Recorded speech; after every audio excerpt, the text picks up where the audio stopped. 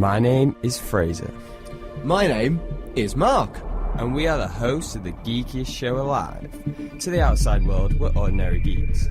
But in the Fab International Studios, we talk comics and find other geeks just like us. This is Geek of the Week.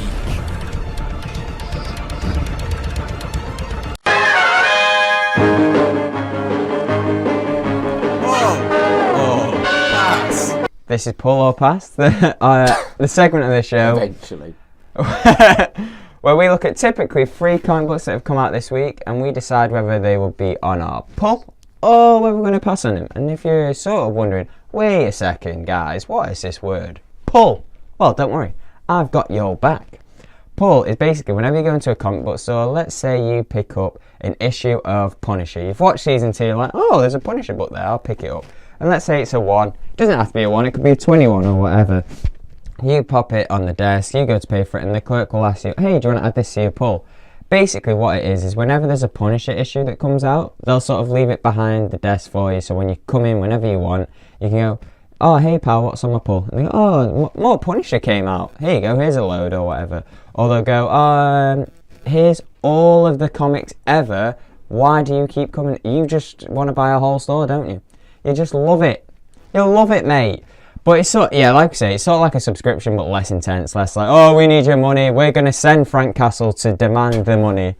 That would be, it's horrifying. I would definitely pay for all my comics then. I'd say, I don't want any pull anymore. I don't want to read anything. I'm just going to stay inside and just quietly reconsider my life. But the 3 comic books we're talking about this week that are on Pull or Pass is, the first one we're going to start off with is Journey into Unknown Worlds by Marvel. Now this is a cool little one. So this is an 80-year anniversary book. It was a former comic book series from Marvel's predecessors, Timely/Atlas. I think this was around the Atlas times. So Timely became Atlas, then it became Marvel. So this is if you go looking for this, if you give it a bit of a Google, you'll get a bit of a history lesson. It's pretty cool.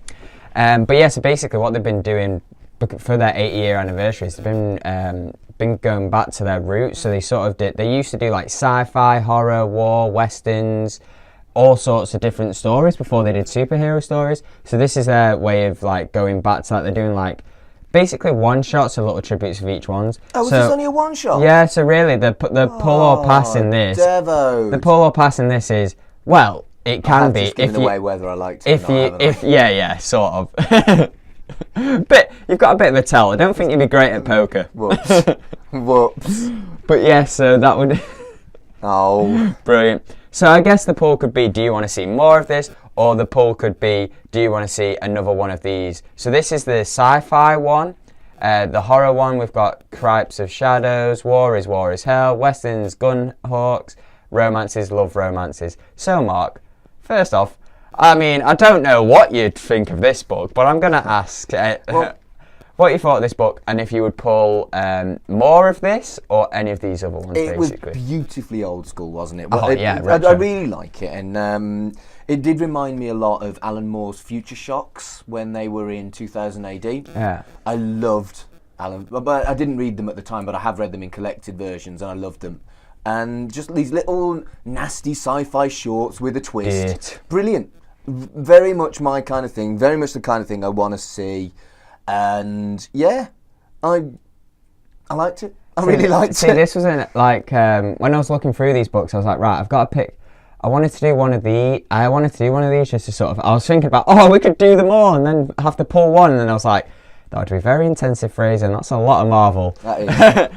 So I wanted to pick one of these and I wanted to pick the science fiction one because I know you. I know you're a sci-fi and horror guy, and I'll be honest, I'm not so good with the horror. Yeah. I'm okay with the sci-fi, so I compromised. I was like, right, I want to do a Marvel book, but one of these that's the sci-fi or the horror to make Mark happy. I'm genuinely disappointed that it's not an ongoing series because I would have pulled that. It would have been sick, right? It would have been like a cool little reboot sort of thing. Maybe, you never know, they might get like, the buzz might go and... It would depend on how successful and popular these are, and they might just relaunch it. I'm gonna check out the horror one. I think. Yeah. Romance, maybe not. Western, maybe not. What was the other one? There was a war one. War is hell. That's not for me. So So I'm yeah, gonna check out the I horror can one. see it. Yeah, so it's a pull. It's a pull. I can see It's that. a pull. It is. You know what? I want to check out this Love Romances. I Oh, think. for goodness sake. Of course. Now, speaking of love and romances, the DC book was Mysteries of Love in Space, which, again, in the romance sort of field. You know what? I like space, so it was at least 50% good for me. I know, right? I thought this was going to be... You like love. I know, this should be our perfect book, right? If we bring it... This is the book that brings us together. Again, this is another one-shot, so the pull in this is whether you'd want to see more stories like this. If you want to see... more romances between Bizarro and Grotesque. I'm very dyslexic and it's hard reading. Especially when it's made up names. Yeah. Oh, that was so cute. I suspect he's very difficult for you then if Oh my! you're having to. He was perfect. The opposite of stuff. Oh, because it was jumbled up. It made sense to me. Oh, okay. That's how I read. That's how me reads. Whenever you gave me stuff about Mark and I, and I always say me and Mark. I was like, I'm just talking. I read this and I was like, you know what? If I do say it, I'm just saying I'm talking like Bizarro. Right. Okay. So if it ever happens again, but you learnt. I'm going Bizarro. You won't ever. No, I'm going back. I'm going back to Bizarro. But I did enjoy that. I enjoyed the story between the cabbie and the computer as well. Yeah. That was kind of cool, kind of cute. I was like, I remember every journey we did together, and he's like, "Oh, that's so nice." And then they tried to erase her memory, and he was really different. No. Cute.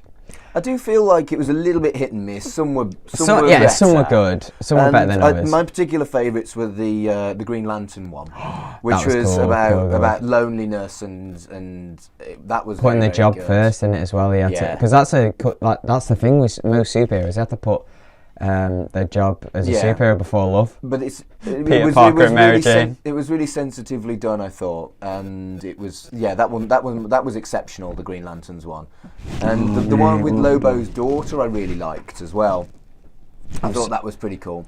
I'm sorry, I've actually legitimately just almost teared up because I thought about Peter Parker and Mary Jane. You are a ridiculous We'll carry human. on. It's fine.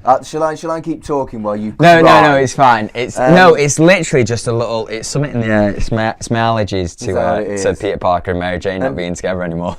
Well, right. So, I was genuinely pleased when the gay delivery guy crushed on Superman. Oh, that was cool. I thought that was lovely. He was like, "Who's that?" Here's the thing, right? Had they not done that, I wouldn't have noticed that. It wouldn't have clicked my kind of gaydar, and then there weren't. I don't know. I didn't feel represented.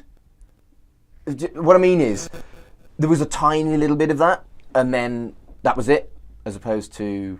Oh, like a story about it would have been cool if there was like a Batwoman story or something a character like that would have been. But I still liked that because Superman was like, oh, cool.